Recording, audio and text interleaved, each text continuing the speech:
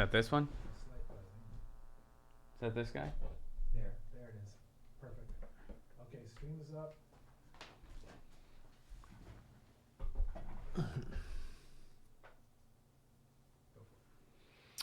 Hello, everybody. Welcome to the Political Vigilante Live in the All Things Comedy World headquarters. I'm joined with Ron Placone here. Howdy, howdy.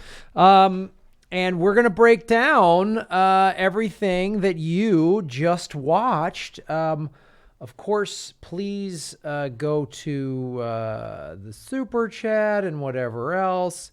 So I'm going to just bring up the YouTube page so we can watch all this. Ron and I are going to talk a little bit about it. And, of course, ask questions. We'll try to get to all the questions. We will answer every single Super Chat. Because that's how we roll.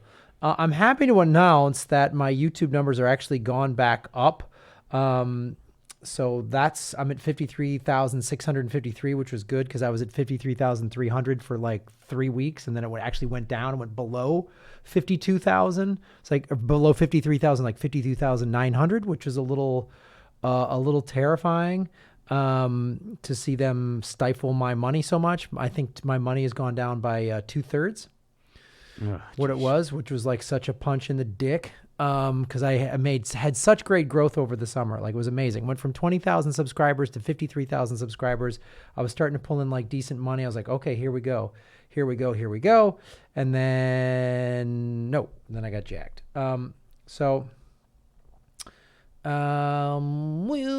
Where's the stream? All right, come on. I don't know why this is being so dumb.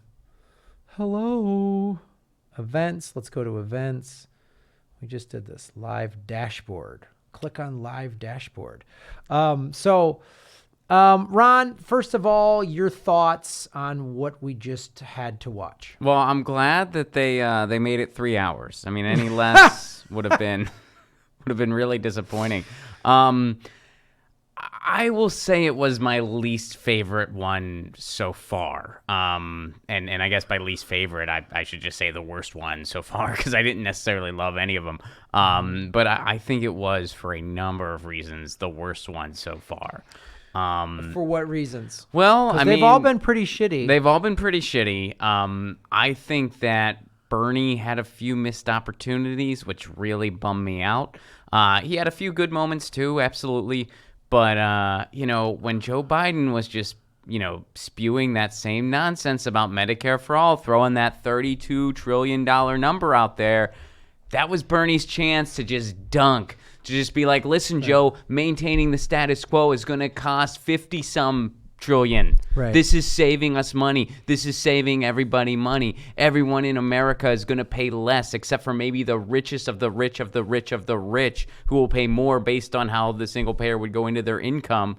But they're still getting better health care too, so everybody wins here, Joe. The status quo is broken. That was his chance. And he kind of pittered off a little bit. And part of the reason is because he had to spend a couple precious seconds, which every second counts when there's 12 of you on the stage. He had to spend those precious few seconds going, Joe Biden's my good friend. I say this as a good friend. It's fine that you're friends with the guy. I get it. You're colleagues. You want to be respectful to your colleague. That's fine. But, dude, you got to take the gloves off when it comes to policy, and you can't waste a second. And I'm not nitpicking here because that was his chance to really drive it home, and he missed that opportunity. I mean, he did miss that opportunity. I guess I didn't see it as big of a miss because he later had another opportunity, and he really drove it home when he was like, look, yes, I'm going to raise taxes, but everyone else is, when he did that whole big segment, that was because better. Warren wouldn't answer that question directly. Because she can't. Yeah, right. Because she can't. I mean, Warren, but I still think he should have thrown that 50 trillion number out there. Sure. Which he never did at any point. And that's in the big opportunity when Joe Biden did that, parroting of the 30 trillion. But when he did that, that was the moment. Right. And I just felt like Bernie missed that. And that, I mean, I don't expect him to bat 1,000, nobody does, but that was a real damn it, Well, what did you think of this? Like overall, we'll get into the segments in a second, but I want to talk about overall. There was a lot of going after Warren, and at first I was like, well, maybe this is a good thing, but then is it just, okay, she's, a top tier candidate, as Kamala would say, so they're going to go after her? Or was it deliberate, like, well, if we go after Bernie, he'll eat us alive. So Warren, because Bernie's not lying, he's not a liar, and he'll just say, I wrote the damn bill. When they went after him 2 debates ago, he ate them up. So was this one like, it almost felt like, oh, they keep going after Warren, so to keep him off camera. Because anytime he talks, he makes very salient points. You know who the top candidates are. You know what the popular policies are. If you want to try to, make yourself seem like a better alternative, who are you going to go after? The guy who is likely to, dunk on you, which is Bernie. Bernie still is the best on that debate stage, even though, I brought up a moment that he flubbed, but he's still the best on there. Mm-hmm. Or you're going to go after Warren, who I think tonight she proved she would have no chance in hell against Trump. I'm sorry. She couldn't deflect a gotcha question from CNN. Right. She couldn't do that. She couldn't deflect a question from any of her opponents. The one thing she did, the question Tulsi Gabbard asked her, I thought she did okay on. Like, I thought her answer was okay. Right. But she can't handle any amount of criticism. Softball questions from like Buttigieg and Beto. I'm sorry, Robert Francis O'Rourke. She couldn't handle their just, romper room probing. What are you going to do with, go watch what Trump did in the Republican primary. Yeah. Go watch what he did in the primary. He was not looking to make friends. He didn't care. And it worked. It didn't work. And he set himself up as, I'm not a party insider. And you know what he'll do? He'll do the same. He made himself, he said he played on the fact that most people still don't like Hillary Clinton. Mm-hmm. And played on they think she's corrupt, which is deflecting his own corruption. But what is Elizabeth Warren? Hey, look, let me tell you something. Oh, yeah. He's going to eat her lunch. Oh, big time. It's like what? And Hillary tried you're sexist. He didn't care. His voters didn't care. Like what? The only thing somebody brought up to me is, do you think that the Warren will benefit from all of the any blues will do? That she's already got them. Right. She's already got them. Any blue does. I think that there will be some Trump fatigue. Like, there will be some people there's people who voted for Trump who thought he was going to be some outsider, and then they realized, okay, we fell for the snake oil because we were so desperate, right, because we're so tired of the status quo. And they probably will not vote for Trump again. But what you really need is those people who are A, undecided, or B, unlikely voters. I don't see a Liz Warren getting one of those people. Yeah, that's the thing. You bring up the good point. The sort of Trump fatigue people might vote for Warren, but I think a lot of them will go, I'll sit this out, or I'll vote for some libertarian just as a protest vote or whatever. And that's the thing. Bernie would rally the independents, the people who I've never voted before. Yep. The 18 to 35-year-old age group, or 18 to 25-year-old age group that votes in the 20-something percentile. And the last time that age group got up to vote was when there was a draft to go to Vietnam. So that group is fired up. You and I met them in Iowa City. Yep. When we, and it's so a lot funny. of college kids. A lot of college kids. When he spoke, and that's University of Iowa's campus, right? Yep. We did our show there, and then afterwards, the Bernie campaign people were there, and they weren't all college kids. They were in their 20s. Some of them had graduated or grad students or whatever. But the other thing too, that was it was several black women. It was Latino. It wasn't white male college kids. It was the most diverse group of people I've seen in Iowa, a pretty white state. Yes. Which just shows you who he resonates with. You and I have been to several Bernie rallies, and the diversity of people. You and I have seen the diversity of people that come to our shows. Right. The progressive, the true progressive, is anyone. Yeah. Everyone. It's millennials up to baby boomers, everybody in between, every ethnicity, every sexual orientation, everybody. A fun irony about that Bernie rally we were at in Iowa, though? It took place on Clinton Street.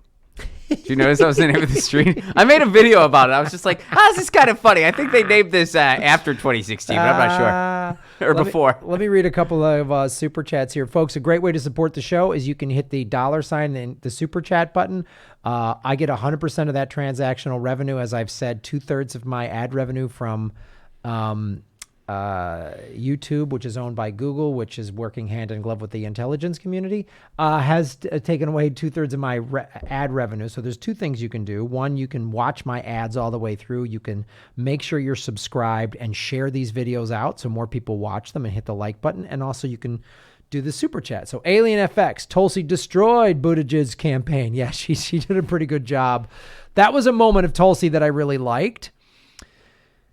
You know, again, the jobs guarantee for her disappointed me. Man. Her answer on the jobs guarantee was disappointing. Explain why that disappointed you. Well, just she doesn't support it. Right. I mean, I think the jobs guarantee is something that we should be supporting. It's something that we really have room for. We have such an infrastructure need in this country. All the jobs that would come with the Green New Deal. So, you know, I think Jobs for All is a really good thing to support. I was really disappointed to hear her say she doesn't support it and leans more towards like a UBI type approach. It's so the thing that's so ridiculous to me, and I put this on Twitter. It doesn't have to be either or jobs guarantee or UBI. Oh, it totally doesn't. We can totally have both. The only thing is with UBI, we need to, I mean, the way Andrew Yang presents it is not the way to go. Right. The way to go is first we get a jobs guarantee should come first. And then what we need is extensive rent control all over the country. Oh, we need so then many we things. can talk about a UBI. Talking about these single issues like this, one thing's going to do it is preposterous. Right. You have a Green New Deal. In there is a federal jobs guarantee and also UBI. So when Andrew Yang says, I don't want anyone who wants to work for the federal government, it's because all your friends are rich people in New York and Silicon Valley. If you're sitting there driving for Uber and Grubhub and you make less than $15 an hour, you have no health benefits, and now the federal government says you want to make solar panels or work on high-speed rail for $25 an hour and union benefits, you're damn right you're going to work for the federal government. You can have both. Yes, people like Andrew Yang's wife, people who are stay-at-home parents, give them UBI. And then the person that wants to actually work in a good job rather than be in slave labor, let them. You can have this either or is such a dumb thing. Right. Oh, I totally agree. And just a side note there, since you mentioned Uber, I tweeted this when it happened. Kamala Harris at one point said that somebody would be stuck driving an Uber. Oh, They'd right. be driving an Uber. Right. Just in case you were wondering how disconnected she is. Yes, she's never been in one. And they barely gave her any speaking time because I think they know that she sunk herself. Kamala? Yeah. I mean, it was obvious that Elizabeth Warren is the anointed one right now. They want to She's show, the and establishment's chosen she one. herself kept tying herself to Bernie.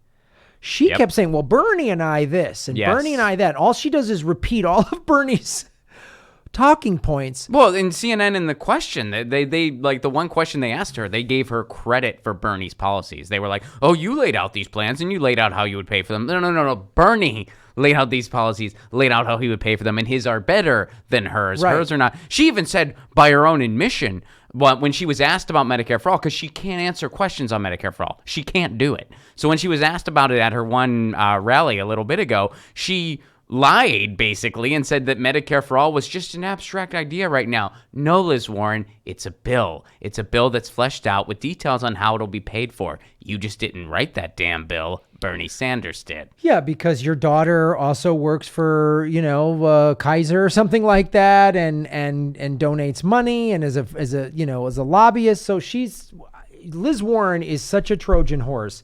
She talks like a progressive. She just repeats Bernie Sanders campaigns. But if she became president, Medicare for All would absolutely have some provisions for the private insurance companies, and it wouldn't be that great. Yeah. We know this. I mean, Or she would put some ridiculous bill out there knowing and let the Republicans kill it so she could blame them. yeah, well, and I think she really displayed tonight that she would have no chance against Trump. None. She would get crushed. I mean, the only person I think, as far as people who will potentially get up there, the only person who I think would lose even worse is Biden. Right. I mean, Biden would lose even worse, Oh, but yeah. I think she would lose big time. And if she didn't, I was talking to so many people where there's like, well, maybe, if all the Senate seats and Democrats get the Senate and then they get the House and we have a Democrat majority, like a super majority, she could, remember when Obama had that? All the stuff he got done. Remember that? Remember all that stuff he got done? Right. Everyone always says that. And they all blame the obstructionist Republicans. They filibustered. Wait a minute. He could have got so much more done. There's a whole book listing Yes. all the things. It's called Listen Liberal by Thomas Frank. Lists all the things he could have gotten done that he didn't do. Warren would be the same way. We are at a crossroads in our country where we cannot afford an Obama 2.0. We need an FDR 2.0. We can't choose the Obama 2.0. We need a real revolution, as Bernie says. Let me go into some more questions here. George Allen. Boom. Shave your knuckles for justice, George. Same to you, Alien FX. Thank you for supporting the show. Great to read your comments on Twitter, you guys. Thank you so much. Yeah, live tweeting this was the only thing that was keeping me from not going goddamn and crazy watching. Yeah, it makes it a lot more fun. It is fun. You're just like, this is fun. You can make some jokes. Like the joke I think I was most proud of was when they were like, list that friend that you don't agree with. That I cannot disagree with Tulsi more on that. I'm down with the spirit of aloha. I've been to Hawaii a lot. I love the spirit of aloha. An uncle or a relative or a colleague that has a different political spectrum than you, let's reach across and become friends with them. Someone that lied about weapons of mass destruction that killed 1 million Iraqis, I'm sorry. I can't give you aloha and then giggle with you at a football game. But then again, I haven't been a CIA asset since 2011 like Ellen. Yeah, right. Yeah, well, and that was so dumb how I was hoping they were going to ask everyone's opinion on the Ellen thing, but instead they just had that dumb, we'll talk about a different friend. Yeah, here's 15 how many minutes. people named John McCain? Oh, God, I know. And a good solid 10 to 15 minutes of not talking about climate change or a Green New Deal. That's what we didn't get. I think Bernie's the only one that brought it up. He only brought it up. There was no question about climate change from CNN. There was no question about a Green New Deal. How come we spend the first 15 goddamn minutes of this stupid fucking ridiculous debate that I might add, one of the commercial breaks was for fucking pro wrestling. If you need any more indication of what the fuck we just watched, right? They literally TNT SmackDown. That was one of the commercials. I on my show Get Your News on Around this morning, I actually said, hey guys, if you want to play a drinking game and stay stone cold sober, every time they bring up Flint, take a drink. Yeah, you'll be. Yes, Graham, you could have played that game and you would have been fine. You could line up as much whiskey, I would be completely sober. You would have it all still sitting there, and then you'd probably give it to me. Or anytime they mention Obama's drone strikes, take a drink. Or not doing anything at Standing Rock. Oh, we could play this game all night. Yep. But here's the thing.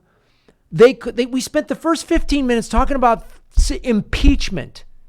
First 15 minutes talking about this dumb impeachment. We'll get to how dumb it is in a second. We can't spend, you know what it should have, and we spend all the time, Medicare for All is a valid thing to have a reasonable discussion and debate on. Why couldn't we go down the line and say, how are you going to deal with climate change? How are you going to deal with climate change? How are you going to deal with climate change? What's your Green New Deal? And Bernie would have then been able to map out, I have the most boldest, comprehensive Green New Deal that anyone has ever come up with. And also, someone might have even gone, hey, by the way, Jill Stein and the Green Party was the first one to come up with a Green New Deal. Right. Tulsi could have said, hey, I did the OFF Act, which is something I give her a lot of credit for. But we didn't talk about it. We didn't talk about it at all. And, I wonder why. Maybe it has something to do with the fact that they're funded, they being CNN, is funded by oil and gas. I just did a video, and I haven't released it yet, of scientists in eastern Siberia in Russia seeing methane bubble through the water because the permafrost is melting, and all this methane is, so the methane is bubbling through the water. There's a frozen lake that has these frozen bubbles in it from the methane. There's bubbles on the grass that they see these scientists walking on. It is, and there was an Arctic report. You probably couldn't even surf there. No, you can't, Ron, because it's too cold. For now. Oh, yeah. Give it time. Give it time. Well, I'll be able to surf in Siberia. It'll be great. Actually, no, we won't, because a mass release of methane all at once will actually be an extinction event and the human that's race will be insane. dead. And Yeah. we're not talking about that. We're talking about this dumb. Talking about Friends. Oh, We're talking about who's our Friends. buddies across the aisle? All right, I got to ask another question. This is just fucking. It was a frustrating thing to watch. I mean, you know, like we make jokes about it because that's what we do. But We have yeah, to make jokes. Like, there's no way denying they stretched that thing out for 3 hours. There was no. I think Aaron learned as much political information as we did. He was watching a baseball game.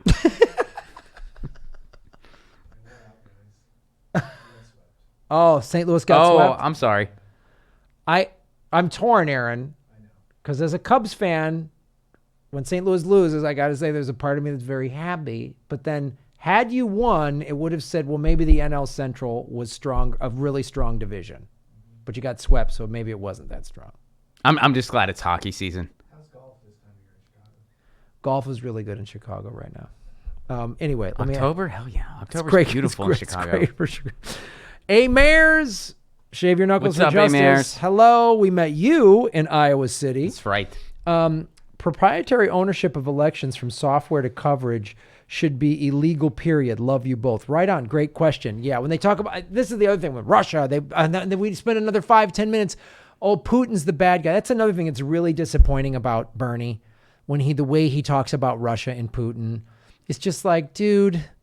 Yeah, it totally is. But it's one of those things, man. Well, when you're a politician, you gotta still kind of rep your side a bit. I And know, it's frustrating, but it's just one of those things. Like the analogy I like to make, it's like if you had a friend who, and you know, like no offense to anyone who drives any car over another, but like let's say you know someone who works for Kia, right? They work for Kia, and you go straight up to them and you say, hey, is a Honda Civic a better car than a Kia, you know, whatever.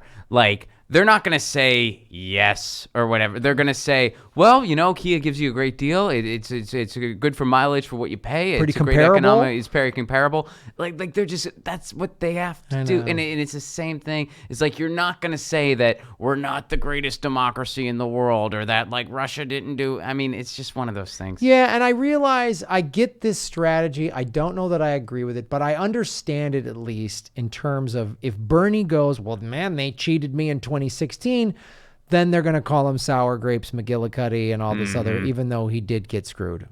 Yeah, and I'm not saying, I mean, believe me, it annoys the hell out of me. Right. But it's like, yeah, it's going to be something. Cyber Clue. What's up, Cyber? You're making Gotham great again. Was it me or did CNN try to make the Cloud Boot or Cloud Boot Jarbooty Judge show? Notice how quickly they cut to commercial when Tulsi was attacking. Oh, yeah. Oh, man. Yeah, they cut her off. They completely cut Tulsi off. And I think, Klobuchar got a ton of speaking time. As did so did Buttigieg, Buttigieg. yeah. Which, I mean, he is proof you can speak 7 languages and have nothing to say. Nothing to say. Nothing at all to say. The one I will say this for him. The one answer he gave that I thought was actually pretty good. Now, I don't know if I love his plan or not. I need to read more details about it. But what he had to say about the Supreme Court, I thought was kind of interesting. No, that was the one Yep. thing that I will give that to him. I give that credit because just add more justices. That was the thing I agreed with Biden on of that'll just be, then they'll add 5 and then we'll have, 10 years from now, we'll have 35 justices, in the idea of trying to take away the hyper partisanship of the court, because the point of a court is to uphold the law. It's not supposed to be a political weapon. Right. So, I liked what he had to say there. I would want to read more details about what he specifically would do, but I liked what he had to say in that answer. That was an interesting thing to open up a discussion about. And even Castro saying, maybe we just need to rotate in people from the appellate court so it's not this lifetime thing. I liked hearing that because then you can't, again, now it's this huge political football thing that you have to fight to get the 5, to get the 5th one. You have to. Somebody dies and you got to fight. And when somebody died, when Scalia died under Obama, they've and so now the Democrats would do that if they're in the White House again. And it's no good. So I like both of those ideas, and maybe there's a version in there to create that, which I think Americans would agree with. Yeah. How is Julian Castro so fun to watch when he's dunking on somebody else like Beto or someone like that? But when he's just talking himself, he is so painfully boring. He has. It is unbelievable how boring that dude is. I think he just is like, I'm gonna be the Latino that worked under Obama. That's Yeah, that's it. That's his platform. That's it. Is just I'm the Latino that worked under Obama. So, he's good at calling people out on anything, but he doesn't have any real stance or policies, or he doesn't have any bold vision, or even Yang, who there's a lot. He'd be doing better if he just treated every debate as a roast. If he just wrote roast jokes about everyone, they asked him a question and he's like, you know what that reminds me of? Biden sucks on this. He might win if he did that. Yes. I don't know. That's what Trump did, and the Republicans. That is what Trump did. He just fucking treated these guys like idiots on a roast. He almost made Jeb Bush cry. I It was know. like, I'm not rooting for either of you, but Jeb Bush sucks. It was so great. All right.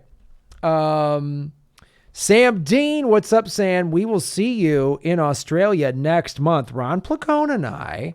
Get your tickets now. November 14th, Melbourne, almost sold out. Yes, right. November 15th, Adelaide. November 17th, Sydney. November 22nd, Perth. Yes, we can't wait to see you, Australia. We are so stoked. Go to ronplacone.com or grahamelwood.com to get your tickets. We currently have 671 people watching. Nice. Ooh, I think 700 is my record. Let's get that record up there. Make sure you hit the like button. Smash the like button. That's what we need. Oh,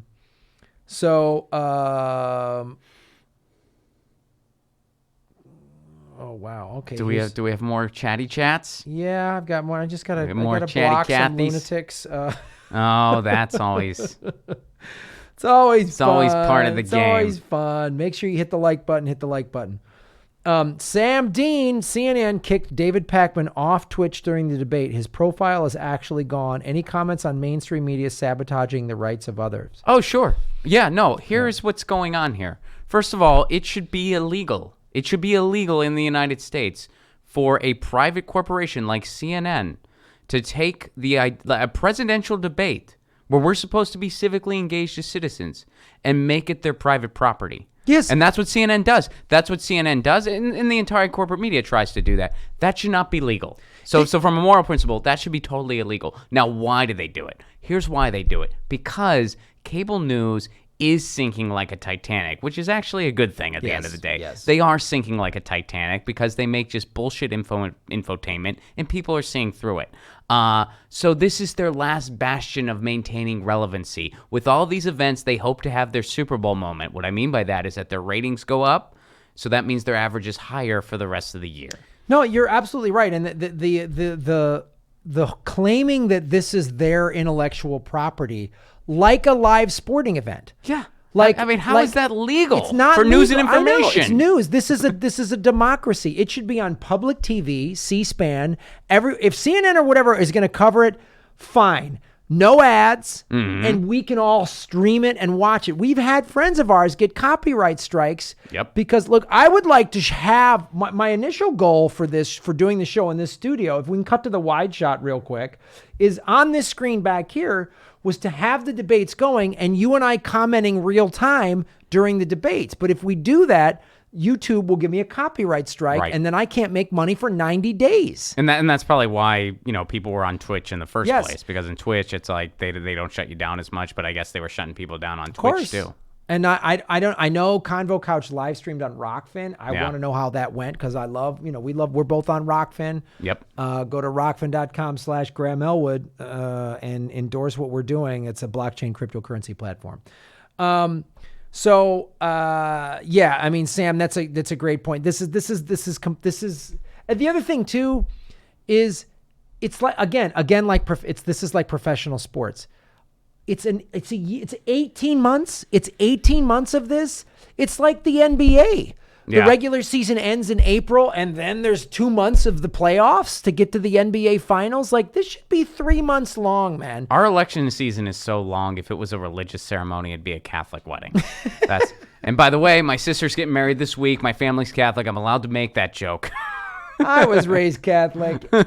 Anyone can make fun of the Catholic religion as far as I'm concerned. Oh yeah, no, absolutely. I'm just saying that this one hits close to home. I'm getting prepped for the.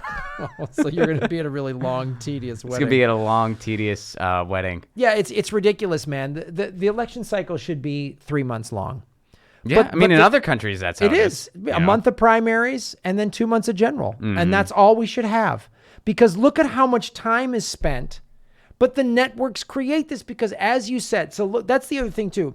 When cable and streaming and DVRs and now Hulu and Netflix, people are not sitting down and watching TV anymore.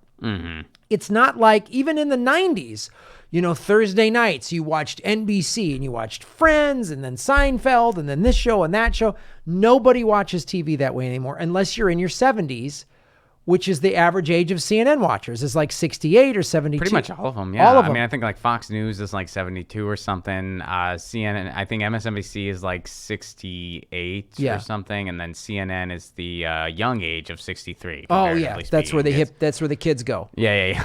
Or one of them 63, Yeah. one of them something like that. So they have to make this because that's the other thing too. When everybody started getting DVRs and now that they're live streaming, advertisers got crushed. The only place where where TV ads are still relevant is live sporting events or a live debate like this. Right. Oh, exactly. A and that's what they're live trying to event.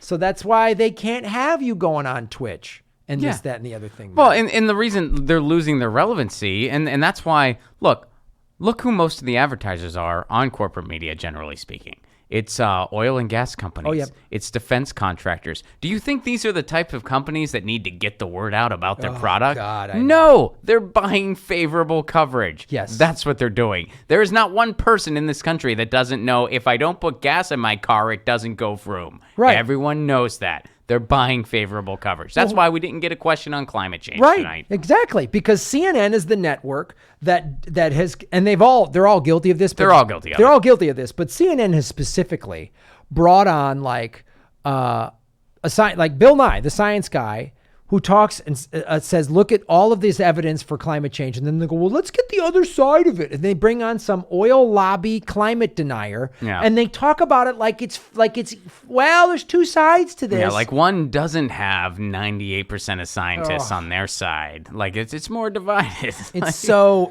ridiculous. Well, CNN in particular, like especially here in LA, like you meet a lot of people. CNN is just considered like a network for a lot of things. Right. So, like they're not, because like they're really not a news network. I mean, technically we don't have news networks. Like really, when you think about it, we don't have news in this country at like the mass level. So it's like, but CNN in particular, it's like they're just a network to a lot of different people. Like somebody will pitch something to CNN as if it's the same as pitching it to A&E or something. Hey man, W. Kwame Bell has a show. Yeah, he does. He pitched a show just like you, any comedian, like we would pitch a show to Comedy Central or AMC or anyone else. Anthony Bourdain. Yep. You know, and I like Anthony Bourdain. Sure. I mean, I loved his stuff. I love W. Kwame Bell. Yeah, I like his stuff too. And it's like, yeah, but this isn't a news network. Is It's our not point? news. Yeah, Like, they got to sell ad time just like ABC does during prime time or during college football or whatever. Like that's what they got to do. So, all right, another one. Celeste Ruiz. Celeste, thank you so much. Shave your knuckles for justice. Thank you, Graham, for what you do. You got it. Jeremiah Emerson, right on, Jeremiah. Thank you so much for supporting the show. I really appreciate this. We've almost got 700 people watching, 687 people. Please hit the like button. Thank you, Jeremiah, so much. Krillin at 876. Krillin, thank you so much for supporting the show. Is Warren back on Med for All? I thought she abandoned it. Ron, you are right on UBI. Landlords will raise rents $1,000 if you have no lease. Yeah, that's yeah. You need rent control. As far as Liz Warren on Medicare for All, I mean, just flip a coin and try to see what happens.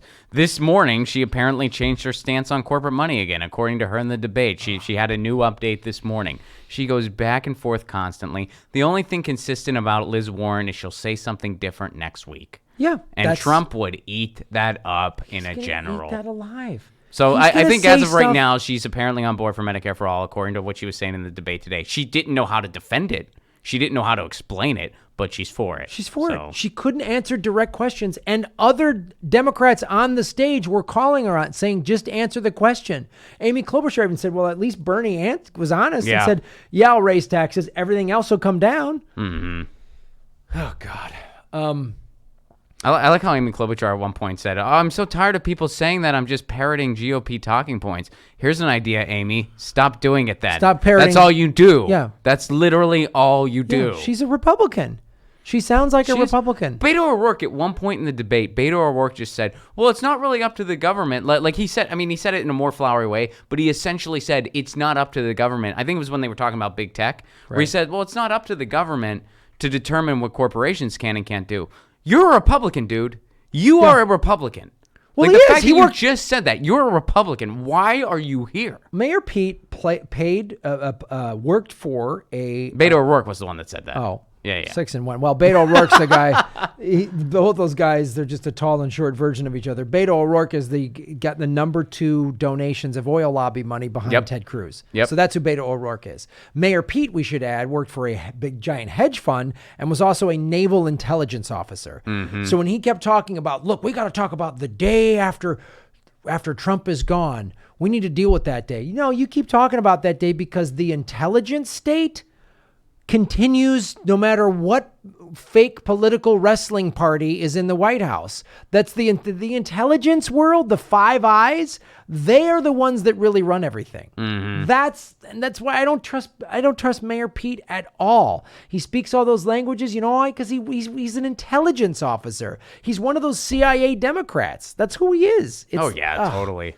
I like how at one point they were having like a debate about something. Like it was just a back and forth between Mayor Pete and Beto O'Rourke. And it was getting so tiring. And it was about guns, something neither one of them would do anything about. I was like, someone just yelled donor party real loud so they both run in that direction. And then we can be done with this nonsense. Donor party. Where? Get them out of here. Just have Tom Steyer whip out his checkbook. I'm thinking of supporting someone. And I'm glad Tom Steyer was on that stage. I was worried that the billionaires weren't adequately represented. Fortunately, they got him up there. Thank God a billionaire white guy was able to just... And they asked him what he would do about the income gap. That's asking a billionaire what they're going to do about the income gap. That's like using a vacuum to spread leaves around. It's like... Hey, drug dealer, how are you going to deal with the drug problem? Hey, street criminal, how are you going to do that? Oh, God, just listen to that guy talk. He bought his way on that goddamn stage. Yeah. He has no business being up there. He has nothing to offer or say. He can buy his way up there, but Mike Gravel wasn't allowed on the debate Gravel stage. Gone. Because Mike Gravel is an anti-war message. Mike Gravel didn't make his money with working with coal companies in Australia and private prisons, because that's where Tom Steyer's made his money. But he wants to do something about the climate now. Oh, he really wants to. Really? He's the climate change guy. Tell you what, Tom, take one of your $1 billion and just give it to the Sunrise Movement. Or better yet, just go put solar panels on everything. Just go into poor communities, Tom, and build a factory that builds solar panels and put everyone in that neighborhood to work, and then put those solar panels on all the poor people's homes and give them all free electricity. Why don't you do that rather than waste our goddamn time on that stage, you rich asshole? Yeah, if he really wanted to do something about climate change, running for president would be like the last thing he would even consider doing. Did you fly to your private jet to Ohio, Tom? Is that how you got there? Oh, I'm sure. Yeah, of course he did. You maggot. Yeah, I love it when people are like, well, at least he's trying to do something. No, he's not. No, he's not. This is his ego. No, he's not. This is his ego. And this is thinking, well, a white rich guy can solve the problem. That's what he's saying.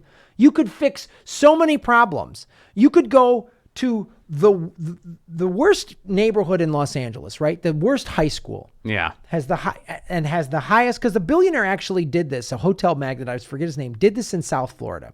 He went to the worst, high school district in South Florida. Highest dropout rate, highest teen pregnancy, all those bad numbers, right? And he said, anyone who graduates, just graduate. I don't care if you graduate with a D average, you get free college. I'll pay for your college. Guess what happened, Ron?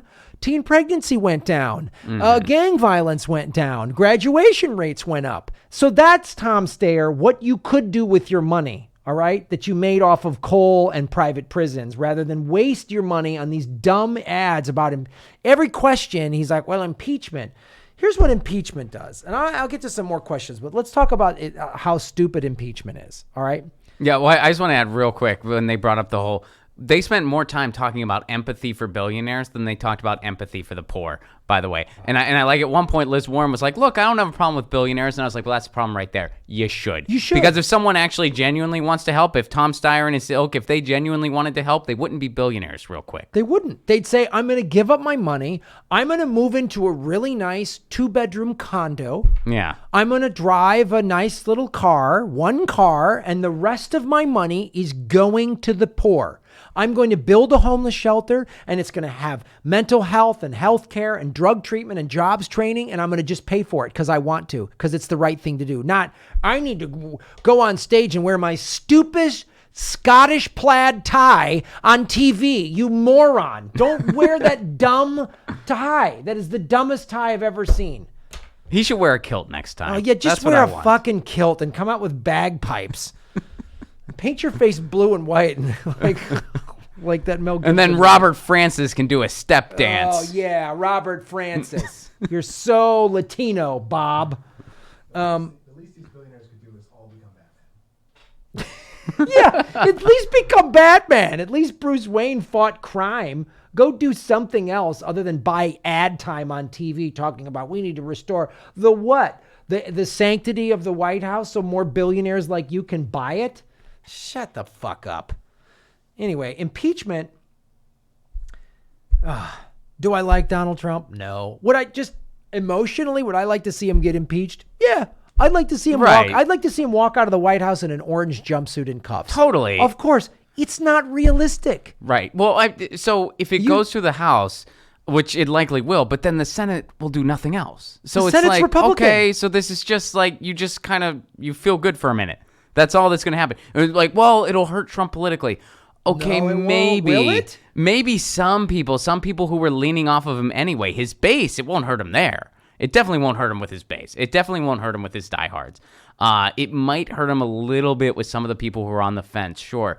But again, that's not enough for him to lose. And let's say even if, like the way I look at this, even if, let's say it does go through and Trump's not president anymore and the GOP has to come up with someone else, they still have plenty of time to do that. And then they can distance themselves saying, oh, we're not like this guy, which is the worst thing you could let the GOP do. Let them distance themselves from Trump. Make it out like they're not equally repulsive because he is the GOP. Yes. He's the GOP minus subtlety. That's all he is. You let them distance themselves from him. Say maybe they run someone really likable, like a John Kasich, who's just as politically corrupt, just as terrible on policy, but he talks nice. He seems like someone you might want to have a beer with. He'll mop the floor with any establishment Democrat, and the GOP wins anyway. Right, and the other So thing, it's like, where is this constructive? there's nowhere it's constructive. The other thing too, because if it fails, then you know what his whole campaign is? Witch hunt. Witch hunt. Witch hunt. Mueller report was, see, there was no collusion. I beat that. I beat this impeachment. They keep trying to get me. I win. He's there. You just gave Yeah. him a campaign slogan. Yeah, and now he pretends he's the outsider again, and he's course. able to do it. I beat the Washington. Even people within my own party didn't have my back. It's such a waste of political capital. And let's say they actually impeach him. Mike Pence. Here's the problem that the Democratic Party and lefties, neoliberals don't understand. Trump, while I don't like him, is crazy and all he's this terrible. stuff. He's Like, terrible. no one's disputing that Trump's I'm terrible. not arguing he's terrible. Yeah, exactly. He's not an ideologue. They're dangerous. Trump is just a narcissistic, greedy asshole. You know who's really dangerous? An evangelical named Mike Pence. Yeah. He's scary. What's he going to do? Shock the gay out of people? Outlaw lunch with women? He's out of his mind. He is has the insane. evangelicals are crazy. You think ISIS is crazy? Look at fucking evangelicals. That's who would take his place. This is so dumb. Here's how you beat Trump. You beat him on all of his failed campaign promises. He ran on an anti-interventionist thing. He upped the troop count. He said, and show the tweets. Why are we in Afghanistan? He upped the troop count in Afghanistan. Yeah. He bombed Syria twice, and then he pulls people out. So call him on that. Call him on the $1.5 trillion tax break that he gave to his billionaire buddies. Which could have given us all free college, by the way. All free college. Could have given us free college. That's what you say. $1.5 trillion is you could have and go into the heartland. But the dumb Democrats, are they going to campaign? They could win Texas. Texas is flippable. Yeah. 38 electoral votes. And the one person that can do it is Bernie. Oh, yeah, Bernie's already done it. When that article came out and they were just like, well, there's a percentage of Trump supporters that said their second choice was Bernie Sanders. And it was framed as a way to smear Bernie.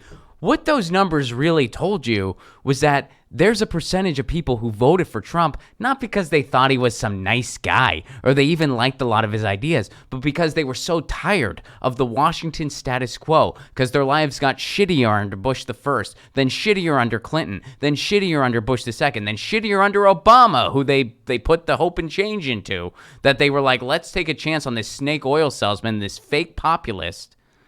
But they also were listening to that real populist who could win those votes, which was Bernie Sanders. That's what that number tells you. There's all these red states, too. I just interviewed on this show, and I'm going to release it soon, Kevin Rocca, who directed the Revolution Televised, right? So he was at our show in Boston with Jill Stein. So much fun. So fun. So much fun. Much fun. You know what? I tweeted at Jill today. I was hoping she'd retweet it. It was meant to be. It was a joke. And I don't know if you noticed, but the Rock and Roll Hall of Fame nominees were out today. And so I tweeted. I said, I can't believe the MC5 isn't already in the Rock and Roll Hall of Fame. I blame Jill Stein's folk band. I was like, that's a fun tweet. I hope she like tweets at me back, like says something. Because I know she has a sense of humor because she came to our show. Like, I know she's got a good sense of humor. So I was like, she'll appreciate. I don't know if she saw it, though. But 757 people watching. Yeah. Boom. I think we're both. Maybe I did 800 once. I don't know. Let's get there. It's not over. We're not done.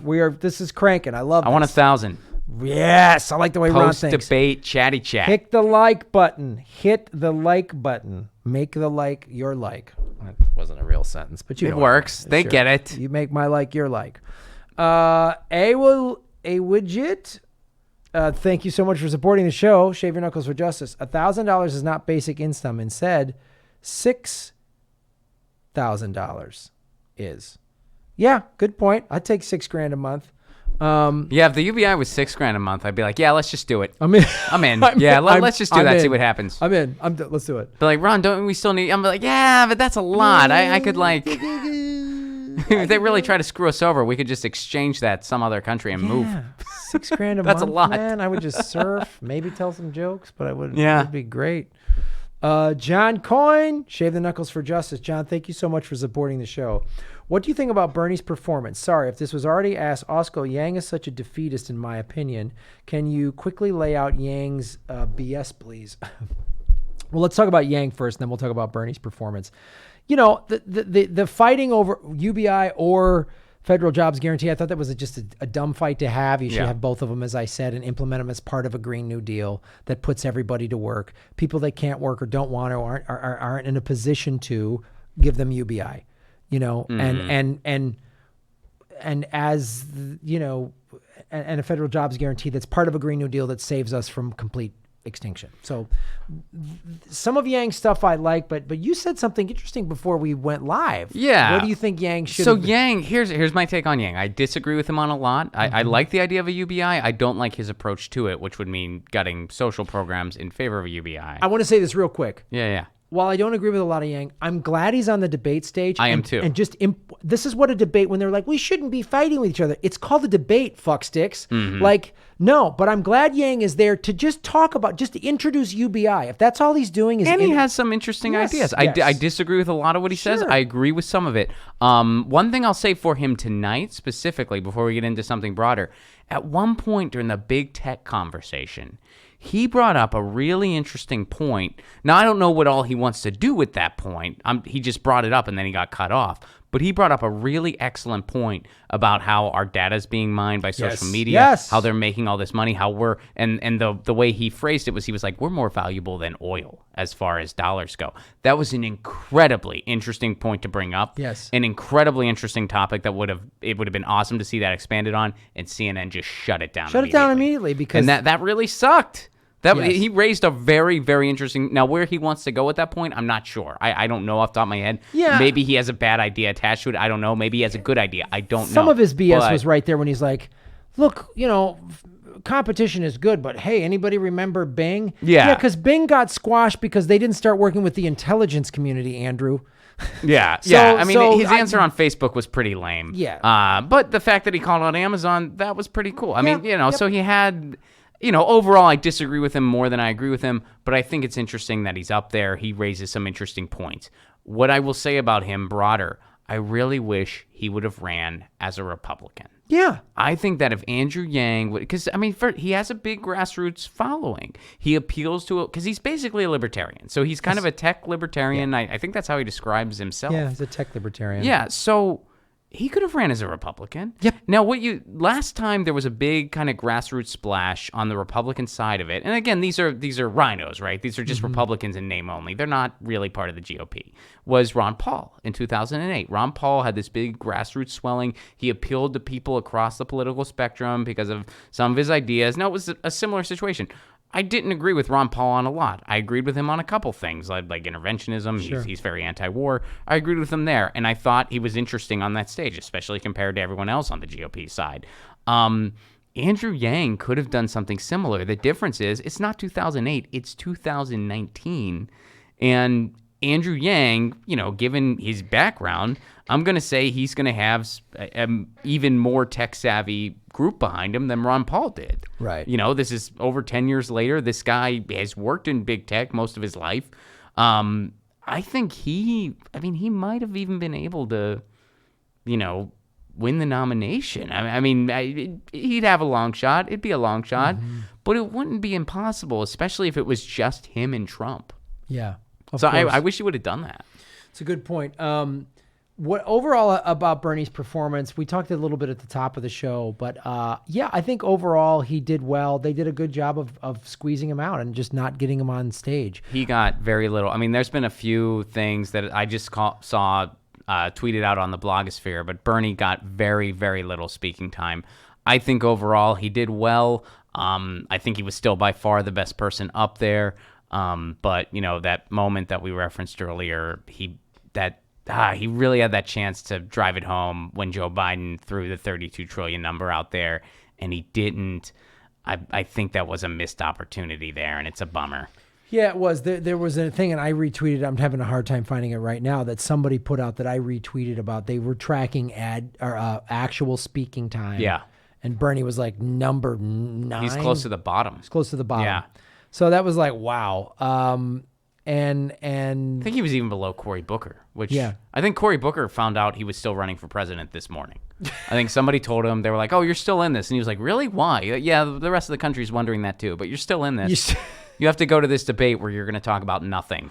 Every answer from that guy, Trump's bad. That is all he has. Man, I know. He is the most. It's like, why are you here, Corey? like- What are you doing? It's not. He's not even saying things where you go, oh, like Jay Inslee. I went, oh, he's just trying to get EPA or Secretary of the Interior. Right, that made sense. You made sense. That's what he's trying get a to cabinet do. Position. Good for you. And I think he'd actually be good at it. He had some good things to say about climate He's a change. big Green New Deal guy. Yeah. Great. I'm all for it. But Cory Booker, I'm like, what is your What's your goal here? What's your goal? What cabinet post would I put you in? I think he just wants to impress his college buddies, which, like, dude, just buy him dinner or something. Like, there's other ways. They just have a dude's weekend, Corey. Like, Yeah, why are you let's go to Vegas. Why are you ruining our political process I know. further by doing what you do?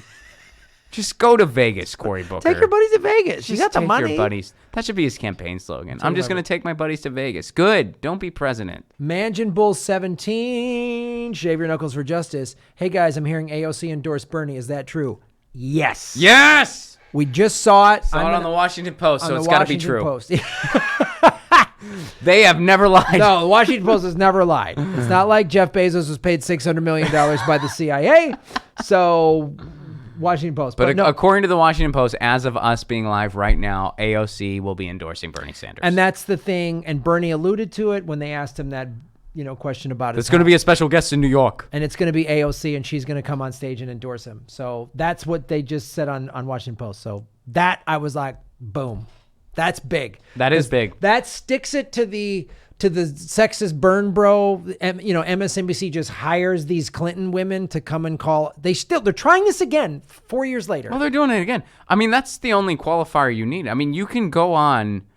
I forget the woman's name who did it, but she was on MSNBC. You're on a major news network. Yeah. I put news in quotes, but you're on a major news network. and you literally just say, Bernie makes my skin crawl. I don't know why. And that's all you got? That's your insight. And nobody pushes back on that and be like, hey, you know what? We're trying to do like real commentary here. Do you have anything to add to that? Is there a policy you're opposed to? That's it. That's it. He makes your skin crawl. You don't know why. Imagine they wouldn't tolerate that on a sports talk show. Yes. I mean, so and so makes my skin crawl. I don't know why. Well, but did they throw an interception? Are they not? What? Are their stats down? Like, what is it about their playing that? Well, they just make my skin crawl. Like, did they say something in an interview? What is it? No, they just make my. Why are you? We're gonna cut your mic now. You shouldn't be here. No, she gets her own segment. Oh my, she'll get her own show soon enough. Which is Just so give it great time. because I can't wait to see then how that Clinton, who many of them have jumped over to Warren, that sort of white feminist that can call Bernie old. Which if you said that about Liz Warren, you are ageist and sexist. You are called that immediately if you bring up her age. But he's old and notice none of them. I would love to ask those people who are the big Clinton supporters, who are now the Warren people. I'd love to ask them, imagine if every time you criticize Bernie, even on a policy stance or something, a quote that he said, you were automatically called anti-Semitic. How would you feel? Right. Wouldn't you be like, come on? Mm-hmm. Anything anyone said, he's anti-Semitic. You're anti-Semitic. Any criticism of Bernie, you're automatically anti-Semitic. That doesn't happen probably because Bernie made a point from day one saying, we're not playing that card. Right. We are not playing that card. Unless they actually say, some anti-Semitic remark, we are not playing that card. And so AOC endorsing him is going to be boom. It's going to be huge. Yeah. And I'm really excited about that. And I'll say this too.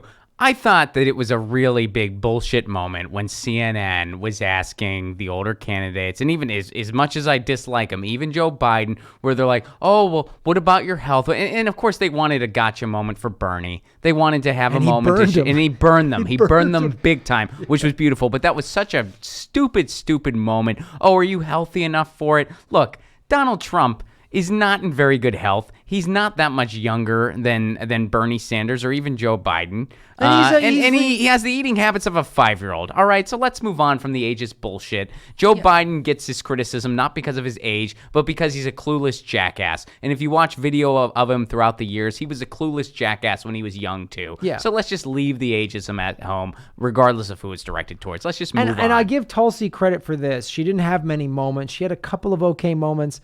But when she said, well, then why don't we, if we're going to ask those 3 older people, ask everybody's health on the stage. Yeah, that was a good moment for her. Absolutely. Hey, Kamala Harris, well, how's your health? Mm-hmm. Hey, Amy Klobuchar, do you work out? Are you healthy? What foods do you eat? Cory Booker, I'll give him credit. He goes, I'm the only vegan up here. Okay. Mm-hmm. What does everybody else eat? You guys all eat red meat? Do you drink? Any of you smoke cigarettes? How often do you eat with that clone, Amy? How often? Have you moved on to forks, Amy? Why does she always sound like she's about to cry? I can't imagine her as first of all, I don't like her policy. She's a Republican. She's a Republican. Her and Beto are like the most open Republicans on that stage. They're pro-choice Republicans. That's all they are, is they're pro-choice Republicans. And her Medicare for All would include health companies. She is a corporate Democrat. She is a pro-choice Republican. And I can't imagine her in a press conference always sounding like she's about to cry. I can't imagine that. So let's talk about Keith M. Shave the knuckles for justice. Keith thought Tulsi was a little off tonight, seemed distracted and fatigued. NPR's commentators wet themselves over Mayor Pete, of course. Nice, polite Republicans. Yeah, nice, polite That's Republicans. NPR. Nice. National Petroleum Radio. Yep. Koch brothers, back them. Yeah. So NPR, they're just part of the corporate media now. Yeah, they are. They're done. They're done. I mean, they've been going downhill for a while. They certainly were not like this even 5 years ago. They've changed a lot, and for the worse. I saw a net neutrality debate on NPR once, heard it. I didn't see it. I was on the radio, but it was between a cable lobbyist and a cable lobbyist. Sorry to interrupt you. 808 viewers. We just crossed 800. Yeah. New record for Political Vigilante live stream. Boom, shakalaka. You're making Gotham great again. Sorry. No, that was it. It was just, it was a debate between a cable lobbyist and a cable lobbyist. All right. Boom. Let me just look at some of these things. National Propaganda Radio. I love all these. Hit the like button, everybody. Smash the like button. Yeah, I did think Tulsi was a little off. Her eyes looked a little watered or fatigued, like maybe she didn't sleep well. I don't know. But, you know, that moment, we all said this 2 debates ago where she went after Kamala. Yeah, it was a great moment. We all went, more of that. Yeah. And, you know, we did the Jimmy Dore show Sunday, and she had just said that she was thinking about boycotting the debate. And the reason was, and I give her credit for this, she did that video saying the DNC cheated in 2016. They're cheating again. I was like, awesome. And of course she said yes. Of course she wasn't going to walk away from this debate. Well, and she shouldn't have. That would not have been, a bad smart move politically. But I'm glad she said the reasons why she was thinking about it, and I'm glad she was at the debate. But then come up swinging. I wish she would have thrown that in there. Yeah, I know. I wish in that first question she would have found a way to insert that in there and just basically said what she said in that video. Just say it. Just say it. She could have. Anderson Cooper's not going to cut you off. No, they're not going to just jump to commercial. Those moderators, they weren't. You could have jammed it in the impeachment questions or the Putin questions. Yep. You could have said, well, if we're talking about corruption, we got to address our own party. Even when she talked about the smears against her, she could have put it in then. She should have put it in there. She could have put it in then. You know, there's a huge bias between, non-interventionist candidates. There's a huge bias there, and it can all be connected to da-da-da. I mean, yeah. Nobody brought up the fact that CNN 2 days ago said Bernie had a stroke, that he was lying about his heart attack. He had a stroke. You can't talk. You can't be on stage talking if you had a mild stroke. You can't. Such bullshit. Girly Gamer 86. Thank you, Girly Gamer. When I talk to people over 50 about politics, I always have to remind them that I couldn't vote until 2005. Take responsibility for how you voted. No, that's a great point, Girly Gamer. First election I voted in was in 88. I voted for Dukakis. That didn't go well. I voted... In 92, I voted for Jerry Brown in the primary, but was really bummed when Clinton got it. And I voted for Clinton as the lesser of two evils. I was like, we've had 12 years of Reagan politics. Right. So I voted for Bill Clinton in 92. And then 96, I voted for the Libertarian because I was like done with Clinton. NAFTA, the crime bill, at a young age, I was like done with this guy. I'm done with his corruption. I'm done with it. And yeah. My first vote was Kerry. I mean, well, for president, I voted in like a local thing, and I couldn't remember who that was. But my first presidential, I voted for Kerry, and we really needed to get rid of Bush. So I voted for Kerry, and that also did not go well. That he totally lost that one. My first one was Bush v. Gore. Really? Oh yeah. You voted for Gore? Unfortunately. Yeah. Yeah, that was... Then Gore, boy, he really fought a really hard fight after... Another guy, every time the Democrats lose, they run the dumbest campaign. He didn't even camp... He should have, instead of distancing himself from Clinton because of the Monica Lewinsky thing, what Gore should have done was said, hey, the economy's great, which it was at the time. He could... Yeah. Well, I'll say this for... And yeah, I mean, I agree with as far as the campaign go. One thing I will Joe credit... Lieberman. Oh, yeah. That was your VP pick? Joe Lieberman? God. I thought that would go down as the worst VP pick ever from a Democratic presidential candidate, but then Hillary Clinton said, hold my beer. Yep. Tim Kaine. The guy, worst. Speaking of which, speaking about the evangelical Mike Pence, how bad of a politician do you have to be to not be able to beat that guy in a debate as bad as Tim Kaine? That's how bad. How could you lose to Mike Pence in a debate? Unbelievable. Tim Kaine. Hillary Clinton could have picked Bernie and said, let's unify the party. And we'd be having we wouldn't be having this right now. No. Because Hillary and Bernie would be in the White House. They'd be in the White House. And Bernie would be, fighting internally every day to her to stop being such a warmonger. But we would be like, well, there's a progressive. We got a half a progressive, Yeah. Anyway. Mo Money. What's up, Mo Money? Shave him. Knuckles, Justice. My prediction, after DNC screws Bernie at the Dem convention, he retires from all politics, and I wouldn't blame him. I actually think Crystal Ball made this, kind of alluded to this, and I don't know Crystal personally. We follow each other on Twitter, and I really like what she's doing on The Hill, man. Yeah. It's That's really- a good show they got. It's a really good Yeah, show. It's a cool show. It's a matter of time before The Hill realizes what they're saying and kicks them off, but... They are quite in contrast with a lot of the headlines The Hill publishes on a daily basis. Unbelievable. Maybe The Hill doesn't pay attention to this online Yeah, stuff. maybe they I don't watch it what- yet. I don't know how they're getting away Hopefully with they're it. not tuned in right I now. hope. Be like, oh, wait, what are these guys talking There's about? no way The Hill watches this show. There's no way The Hill is one of the 851 people watching. Let's get to 900. Come on. Hit the like button. But she made this point of like what Bernie has said in the last day or two.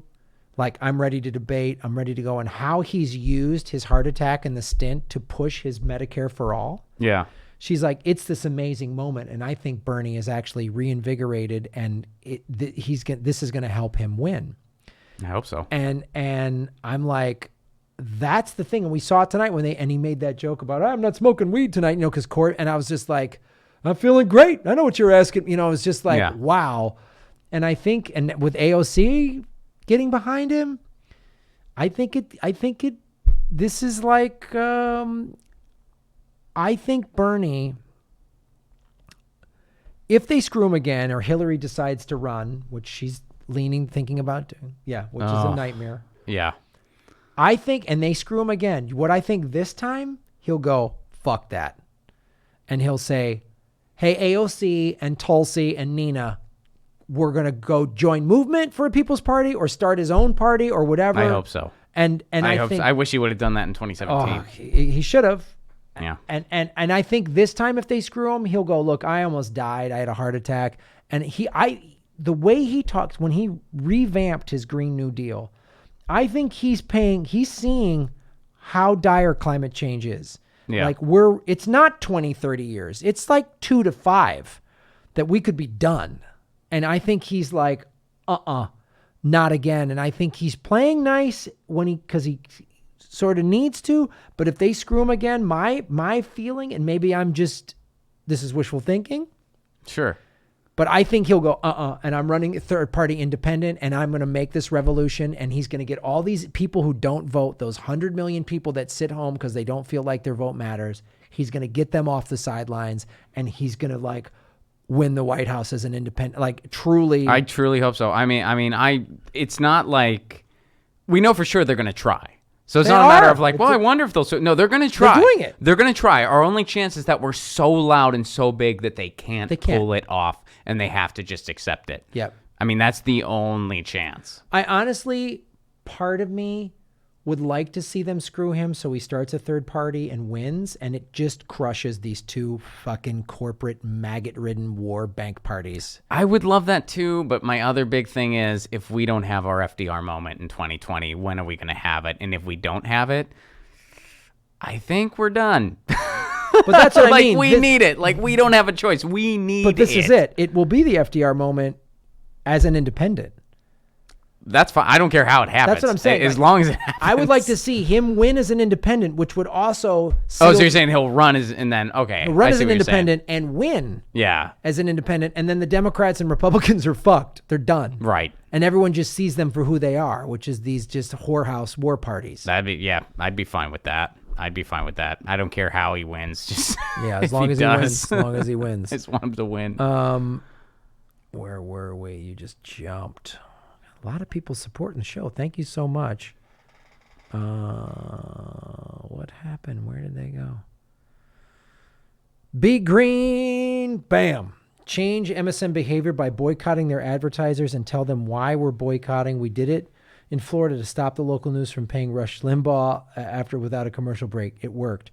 Right on. Great suggestion, Be Green. I'm telling you, I say this all the time on this show. Vote with your dollars. And one of the ways to vote with your dollars is to not give your money to organizations or corporations you don't like. So I cut the cable. I don't have cable. I have Apple TV with Wi-Fi. I watch Pluto TV, which is a free app, which you can get RT on it, and all these other news channels. I gotta get Pluto. There's a surfing channel. It's fucking, there's like kickboxing. It's fucking fantastic, dude. So yeah, that's a great way to do that. North American Ape. Thank you for supporting the show. So I could pitch a hurling channel to coming in 2021, folks. It's going to be a hurling channel. Ron is one of 6 Americans to have ever visited the Hurling Museum. It wasn't its own museum. It was. It's like a wing of like It was less than a wing, dude. It was literally a sectioned off corner, like a bookshelf. Pretty much. I mean, dude, you can see a picture of me. I mean, I told you this story, and you can still find the picture of on my Instagram. There's a picture of me in front of like the little hurling sectional. And, my very supportive and patient fiance was taking the photo. And unfortunately, she is a saint. Caitlin is a saint of a woman. What you can't see in the photo is all the people I wouldn't know that I would go to a hurling museum with you, Rob. And I love museums. There were people walking by going, why is that American dude getting a picture in front of that thing? Like there were other Irish people that were confused why I was so excited. I was the most excited person in front of that thing ever in the history of it. We have a lot of wonderful moments the last year or so going on the road together. One of my favorite moments is when you got back from Ireland and you said to me with a dead straight face, you said the hurling museum wasn't that big. You said it when I was like, no, it wasn't as big as the Pro Football Hall of Fame. And even when I said that, for a second, you were like, no, it wasn't. And then you were like, oh, Graham's fucking... Such a beautiful moment. Oh, God. Yeah. Start a hurling channel on Pluto, Ron. We're going to get 9 subscribers. Shout out to the global hurling community out there watching on It's out there. 872 people watching. Come on. Nice. There's 28 hurlers out there. That's right. That can put us over the edge here to get to 900. Hurl for peace.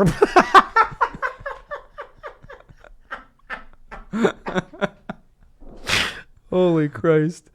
Oh, God. What happened? The number just dropped to 861. Did I offend hurlers? Did we just lose 11 hurler fans? God damn it. It might have been because I talked about it. We're talking about too much people tuned up. What's he talking about? Talk about the debates, not this fucking sport that people in Ireland don't give a shit about. Oh, fuck. That's so great. North American Ape. I love it when these centrists have nothing to talk about. They just default back to Trump is bad. If we vet candidates, then yeah, it's what Trump wants. Oh, I know. It's unbelievable. We need to stop. I was like, I even tweeted this out. I go, Cory Booker, do you understand what a debate is? Yeah. We got to stop. America's sick of us bickering with each other. No, I'm sorry. I want to hear you have to prove to me why your Medicare for all is better than the other ones. Yeah. You have to prove that to me. Yeah, I mean, he is a parody of a candidate at this point. I mean, he is the worst of the worst. Like it's literally everything is just Trump's bad. He has nothing. I mean, at one point they asked him a question, and it was just like he has no idea how to answer what you just asked him. I think they asked him about living wages or something. Yeah. And he just Trump. He was just deer in headlights. He had no idea how to answer that question. At one point they asked him to weigh in on the Pete Buttigieg thing, and when Robert Francis and Pete Buttigieg were going back and forth, and it was obvious he wasn't paying attention to them, which I can't fault him for that. You cannot fault him for tuning out on those two dullards. Yeah. Trading because I was just like centrisms. I was like, he has no idea what they were just talking about, and I was like, I can't blame him there. I cannot blame him there. Hey, Mayors, what's up? I demand a monthly live Graham and Ron chat. We're gonna do more of that. I'm telling you why. First of all, I want to do live after the debates with a panel like this in this studio. I want to use this studio more because it's really cool. This is where I do Comedy Film Nerds, but we're ending Comedy Film Nerds in December, so I want to keep using the studio. So Ron and I are going to do more of this stuff. When we've done these live chats on the road, they're always a blast. So yes, Amers, we will do more of those. George Allen. Thank you, George. Hitting Bernie for age and health. No mention of the age of the fuck in the White House with his cheeseburger. Does CNN want Trump for another 4? Yeah, no, they do.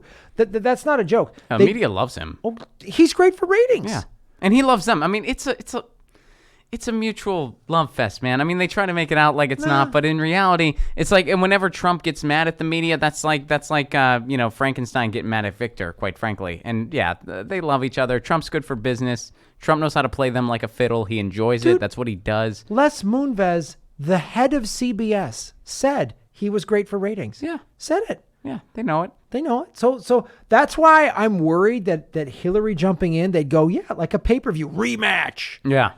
Trump Hillary 2 rematch. That's what they'll just run it like a pro wrestling pay-per-view. Oh boy. Yeah. Oh boy, it's right. You know, I said this. I was like, when you hear Hillary Clinton say like she's going to jump in, like when she's like, oh yeah, maybe I will jump in. It's like watching somebody like sit at a Texas Hold'em table and they have nothing. Like they do not have anything, but they're going all in anyway. And you're like, oh no, except it's not their personal finances that are at stake. It's our planet. Yeah. That's like the difference. And you're like, no, please don't do this. Don't do it. Like, oh, I can beat him again. Like, okay, so you also don't understand the Electoral College. Please don't do this. Don't do this. Please don't do it. Don't do this. The Progressive Conscious, shave them knuckles for justice. When Warren was naming all of Trump's bad actions in the Middle East, I wish Tulsi would have asked why she voted for his military budget. Great show. Oh, I know. Of course. Yeah. Why no one else will say this too. Why did you stand during the State of the Union in February when he said America will never be socialist? It will always be a capitalist country. Elizabeth Warren stood up and clapped. Who was standing next to her? Tim Kaine. Bernie sitting, arms folded. Yes. Beautiful moment. And that meme's all over the internet. Yep. Balthazar 228. Balthazar. What's up, brother? Beta O'Dork managed to go into platitudes and not in Spanish this time. AOC, Tlaib, and Omar announced they're endorsing Bernie soon. So it's the whole gang? Oh, they're all endorsing? Oh, nice. What are you going to do, white feminisms? What are you going to do? How can he be sexist if these 4 women of color who are so progressive, what are you going to do? How? Oh, no. It's almost like he's the best chance we have at beating Trump because he has progressive policies that will actually make people's lives better. Yeah. If you're a college-educated neoliberal who lives in LA or New York or San Francisco, you don't need $15 an hour minimum wage. You don't need Medicare for all. You don't need student debt forgiveness. You don't need a Green New Deal because you're fine. You're fine. You put a coexist sticker on your Prius and you're set. You don't need to give it. You don't give a shit about the middle of the country. You call them flyover states. I'm from the middle of the country. You and I perform all over the middle of the country. Oh, you know, I think about like members of my family who, you know, like their hearts are in the right place. They supported Hillary. I get why. You know, I'm not going to judge anybody for how they voted in 2016 because we should have never been in that situation. Sure. I don't blame the voters. But it's like, man, they supported Hillary because they thought she was our best chance to beat Trump. They defended her. They supported her. They voted for her multiple times even. And then what does she do in return? She loses and then tells them that they're backwards. Yes. Tells them they're backwards, and that's why she lost, because they're backwards. And she blames Russia and Jill Stein and everyone else. It's always Burn Bros. It's always somebody else's fault with the Clintons. They're just pathological liars. That's why Bill Clinton said, I was only on Epstein's plane 4 times. He said that in a tweet. There's flight logs of 26 flights. You psychopath. You just can't stop lying. Anyway, I can't talk about that. Trudy, what's up, Trudy? Thanks for supporting the show. DT and Donald Trump and Elizabeth Warren would trade positions every day. Yep, absolutely correct. Absolutely correct. Andrew Dwyer, thank you, Andrew, for supporting the show. Shave your knuckles for justice. According to Now This, AOC will endorse Bernie. Yep. Yeah. So it's all over. It spread just towards the end of the debate. So it's out there. They're going to make the announcement Saturday. Game over, kids. Mic drop, bitches. Oh. I'm gonna beat the 1%. I mean, we all know plenty of people. My stepmom had a heart attack and had a valve put in. She was a nurse administrator. I get it. Like, running a campaign is exhausting work, and being president is it's serious work. His campaign team needs to make sure he's getting plenty of rest. But he is a guy that's a firecracker, man. I mean, asking about the health of someone who's going to be president is a legitimate question to ask.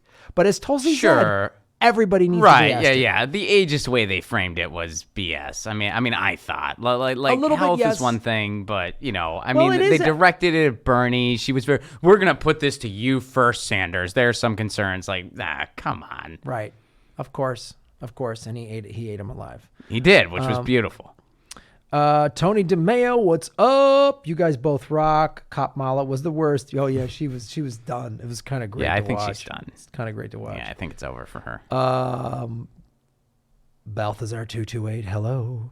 I don't know why the vets keep talking the I'm a vet talking point when it's obviously not resonating. If nothing else, Buttigieg proves you can come out of seeing war directly and still have a bad foreign policy. Yeah, I mean, that's the thing. Tulsi got a little criticized on the last debate she was in. She wasn't in the September one, but the August one, she kept saying, as a vet. And it's like, don't always bring that up, because then you sound like Kamala, who must have said, as a prosecutor, like she must say that like 1,000 times. I think the vet thing, bring it up only if it's pertinent to something you're talking about with regard to foreign policy. But you bring up a good point, Balthazar. Buttigieg, his foreign policy is really not great. Yeah, and I think Tulsi handled him pretty good. Yeah, she did. Tulsi handled him good in that situation. Yeah. Rich Goyette, what's up, Rich? Love this format. Format. You love the foyer. You should do it every week. Well, we might do more of these. We like it. Yeah. I don't have room in my apartment, but maybe we'll do more of these. Danny Vela Perez, shaved knuckles for MC5. Nice. I like that. Right on. That's some band thing that I don't get, but thank you. It was a Jill Stein thing. They're one of the nominees for the Rock and Roll Hall of Fame this year. So we'll see if they get in. I don't know how the Rock and Roll Hall of Fame superdelegates are going to operate. We'll see. They're going to purge voters. Clapton's a superdelegate. Oh, claps. Come on, buddy. Sam Dean, what's up? If Trump is impeached, Mike Pence will run on, I didn't even get a chance. The Dems don't ever give us a chance. Vote evil. I mean Republican. Thank you, Sam, for that. CureForCancer.co. What's up, Cure for Cancer? Nationalists don't care about cops killing blacks. Progressives don't care about white counties. It's war. Both sides hate each other. Yeah, that's a good point, man. I know. It's a gnarly situation we're in. John Coyne, thank you, John. You might not get to this, but that's okay. Is TYT actually progressive or kind of whack? Well, Ron, what do you think? Well, I had some good experiences. I wouldn't have known Jimmy Dore if it wasn't for TYT. Mm-hmm. So, I certainly, I have nothing but positive things to say as far as those experiences go. I had some amazing experiences on Aggressive Progressives with you, with Kim, with Jimmy, with everybody. With Malcolm, with Steve. Mm-hmm. Got a lot of love for a lot of people there. Why Aggressive Progressives wasn't continued, I don't know. I mean, I wish it would have been. It wasn't. I don't know why. As far as the content they're putting out now, I don't watch it. I don't really watch stuff. I'd rather be, creating stuff here and creating stuff with Jimmy and creating, I'd rather kind of do that. So I don't watch, a lot of the content creators unless it's stuff that I'm participating in, because I'd rather just be participating. Yeah, I don't watch TYT, man. You don't give us a TV show that we were already good at, then I'm not going to watch. Yeah. I like Steve and Malcolm, and the staff there were cool. Yeah.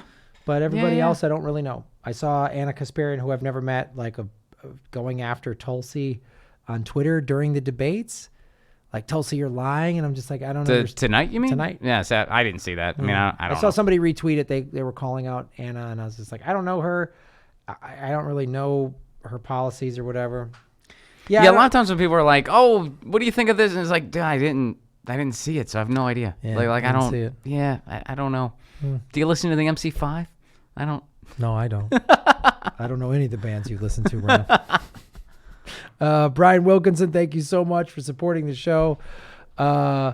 Jameson Doan, boom, shave the knuckles for justice. Guys, as a Washingtonian, I got to ask you, stop proliferating the Inslee climate warrior myth. His record on climate as governor has been objectively awful. He was just trying to run on Washington's reputation. All right, fair enough. I don't know enough about the guy. Yeah, I'm not aware of that. I know that's a good point. I will just, all I'm saying when I bring him up is not to say that I think he's some amazing guy. I don't know that much about him. All I'm saying is he knew he wasn't going to win. Right. He knew he wasn't going to be president, so he made a pitch to the American people and the Democratic Party. Hey, I can be your your EPA guy. I Yeah. can be your climate guy. And when he spoke on climate, he sounded good. I mean, maybe his actions don't match his words. I'm not totally familiar with everything he's done in Washington, so, right on. But, Right, but the point- and as a Washingtonian, I hope you'll be coming to see us in Seattle. Oh, when's that date, Ron? That is April 24th.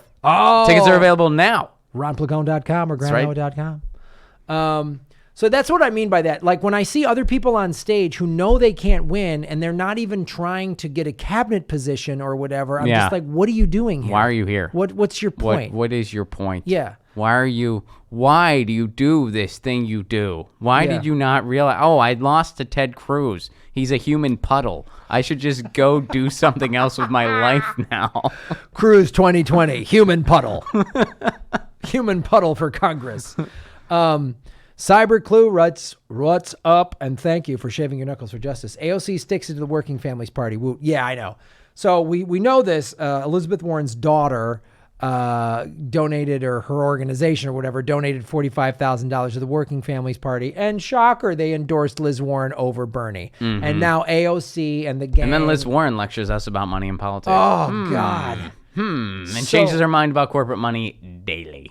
Daily, yeah. Daily, right? As of this morning, she's not going to take it, but we'll see. Tomorrow morning. Tomorrow? It's another morning, folks. Folks, put your head on a pillow tonight. When you wake up, there's going to be a new stance. I from think Liz- about dark money as I eat my Wheaties. I was a Native American teacher. Where's Steph? We need Steph. Yeah, she's We great need at Steph that. Samarano with her Liz Warren impression. It's great.